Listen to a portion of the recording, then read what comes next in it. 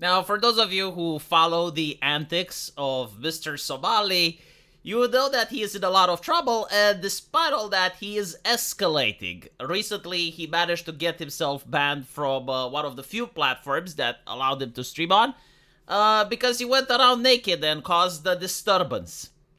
And so, a lot of people are wondering, like, what is up with him? You know, like, what type of person goes into another country, becomes a cheeky little shit, gets deported from that country, goes into another country, becomes a cheeky little shit there, and then goes into the third country where he finally gets into serious trouble with the law.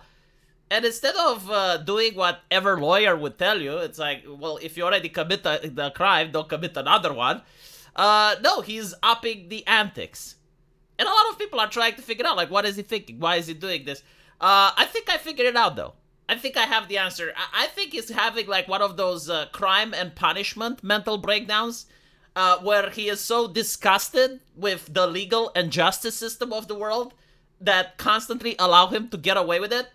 And so, like, he must drive a point. He's like the Joker, you know, like, trying to create more and more chaos to see, like, okay, like, when will it be enough? Like, when will the authorities finally punish me? I kid, obviously. No, I think, like, another possibility is that either he is in desperate need for money, and so in order to get more cash, he has to remain relevant, and by doing these antics, by making a notorious name for himself, he's getting more viewership, right? Like, he's getting more donations, so this is the most likely scenario. But I also heard, like, a different scenario that he just wants to get deported. Like, he wants to become such a nuisance for the authorities that they will eventually just be like, okay, you know, you're free to go. If you listen to his live streams, he mentions that the reason he is not afraid and why he thinks he won't go to jail is because, according to him, the crimes that he committed, he believes that aren't serious enough. And so he's applying American culture to South Korea and is probably surrounded by a lot of yes men and friends that are telling him what he wants to hear. And so he believes that all of the prosecutors, you know, like, they're going to try their best, but in the end, the judge is going to say, well, okay, this crime isn't serious enough, you get a fine, the judge will have a laugh with him, and all will be well. That's not what a lot of people are thinking is going to happen, especially now that apparently they charged him with a sex crime. And you gotta wonder, like, well, what exactly did he do? Well, if he had done it in Romania, it wouldn't have been a sex crime. I think that even in the United States, it wouldn't have been a sex crime. But as I mentioned before, right, like, you can't apply the morality and the mentality of the nation you're in to another place.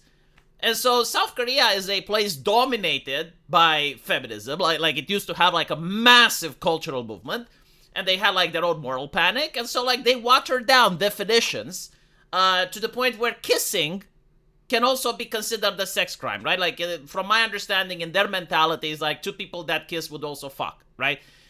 And so that's the law over there. Like, you can disagree with it, right? Like, you can say, well, hold on a little bit, like, going to prison for showing a kiss, like, that's a little bit too much. Like, you can disagree with it, but the law there is the law, right? Like, you can't change it. And so that law carries a minimum prison sentence that's mandatory. Like you can't just pay a fine. If they hit you with that, not only are you going to be on the record as a sex pest, but on top of that, you have to go to prison. Like, there's no way around it, right? Unless, of course, the embassy manages to save him, but I don't think that would happen. Because it's also, like, a problem of public opinion, right? Like, there are certain individuals that the public likes, and so there will be, like, mounted pressure in order for the government to use the embassy and get that person out. Johny Somali is the opposite. Like, even in the United States, there are people that want to see him punished and made as an example. Not particularly because of who he is, but because of what he represents. Real life streamers doing cheeky little shit. And so, like, they want to see that type of business less prohibited. Let's put it like this. And then there's people in South Korea that are also demanding this. And then there's the reputation of the prosecutor, right? Like, imagine being a prosecutor in a country that has 90% conviction rate, and you manage to botch the case of this guy that's internationally notorious and all eyes are on him, right? Like, no prosecutor wants that reputation, so like they have a vested interest in messing with him.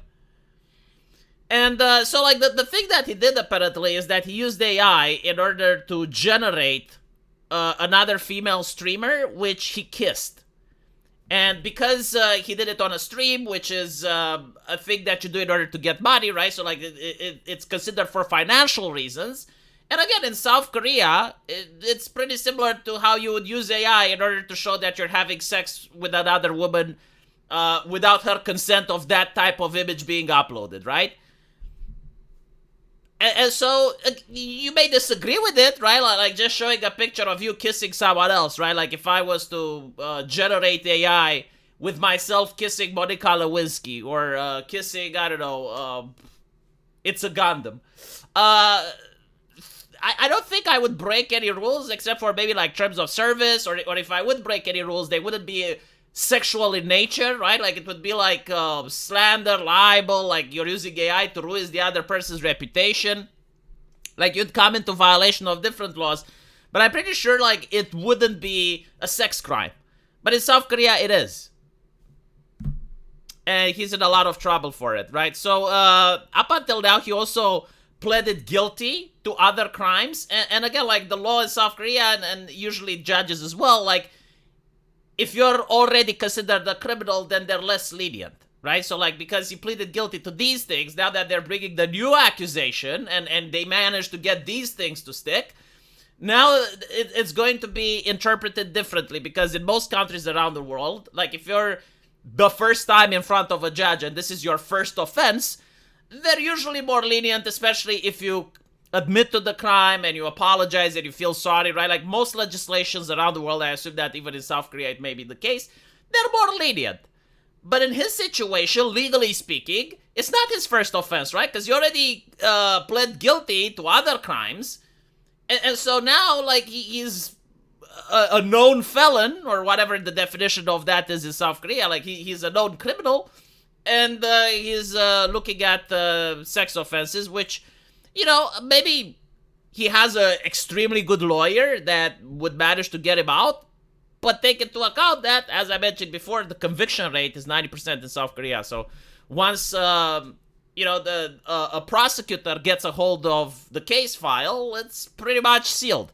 The only chance you have is for the police to either botch the investigation or to make a mistake, and then the prosecutor looks at the file that the police gave them, and they go like, nah, we're not taking this. Like, you guys either redo it or you drop the charges, because we're not taking this, right? Like, the moment the prosecutor goes like, okay, we are taking it, that's when you're in trouble. So, what you get to see with what Somali confessed to, right? Disruptive conduct in courtroom, tardiness, public disturbance and cultural insensitivity, with the incident in a convenience store that he went and he spilled the noodle soup. Like this is why he doesn't think it's serious, right? Like, okay, I spilled some soup on a table. Big fucking whoop. I was tardy for the court. All right. Like the things that he does on themselves, they're not pretty significant, but like applying it to the South Korean culture and their cultural standards, and applying to his notoriety, and applying it for the reason that he did it, and then taking into account the public opinion and all of that together, yeah, I think he's gonna go to jail. Right? Like sure, he hasn't hurt anyone, right? Like, he hasn't punched anyone, he hasn't physically assaulted a person or stole any money or done anything like that. And this is why he's convincing himself that the issue is not as serious. But when you take it into account, like the whole public opinion and everything I talked about before, it kind of is. Anyway, right, let me know what you guys think. And as usual, I'll see you in the comment section. Take care.